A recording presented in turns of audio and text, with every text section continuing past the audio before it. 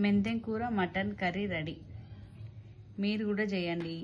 మెంతెం కూర mutton gravy కూడా super ఉంటుంది, మటన్ కాకుండా.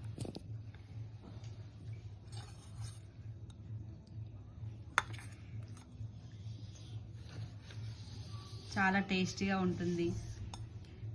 చపాతీ, బగారా రైస్ దేంతో అయినా సూపర్ ఉంటుంది మెంతెం కూర వేస్తే. మీరు కూడా ట్రై చేయండి. లైక్ చేయండి, షేర్ చేయండి. మరిన్ని వీడియోల కోసం సబ్స్క్రైబ్ చేయండి. చూస్తుంటేనే నోరు ఊరుతుంది.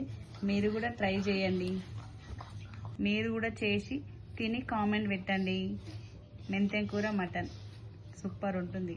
ఎప్పుడు మటనే చేస్తాం కదా, మెంతెం కూర యాడ్ చేస్తే సూపర్ ఉంటుంది.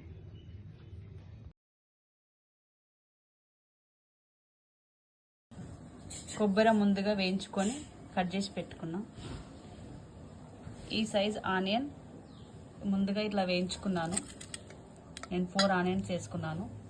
గసాలు ఇవన్నీ మిక్సీ పట్టుకోవాలి. కుక్కర్లో తగినంత ఆయిల్ పోసుకొని దాంట్లో కట్ చేసిన ఆనియన్ ఒకటి వేసుకున్నాను.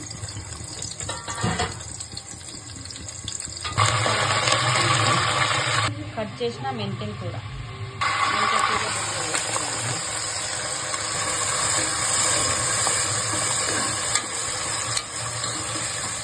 కూర ఇలా కలర్ మారినాక దీంట్లోకి అల్లం వెల్లుల్లి పేస్ట్, పసుపు,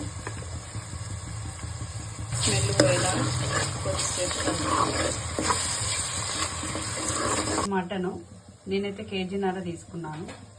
ముందుగా కడిగి పెట్టుకున్నా. ఓన్లేస్ ఇంట్లోకి వేసుకోవాలి. దీంట్లో కొద్దిగంత సాల్ట్ వేసుకొని కలుపుకొని మూత పెట్టేసేయాలి. ఒక 5 నిమిషాలు. ఒక 5 నిమిషాలు అయితే ఇట్లా అవుతుంది కదా. దీంట్లోకి కారం వేసుకోవాలి. తగినంత వేసుకోవచ్చు. ఇదిగో సాల్ట్ వేసుకున్నాం అనుకుంటే కొద్దిగా వేసుకొని టేస్ట్ చూసేస్తాం. 2 స్పూన్లు వేసుకొని మీ ఇష్టము. కలుపుకొని ఒక 3 నిమిషాల పాటు మూత పెట్టేసుకోవాలి. ఇలా ఆయిల్ పైకి వస్తుంది కదా, ఇప్పుడు ముందుగా మిక్స్ పట్టింది దీంట్లో వేసుకోవాలి. ఇలా మంచిగా కలుపుకొని ఒక 4 నిమిషాలు మూత పెట్టేసుకోవాలి.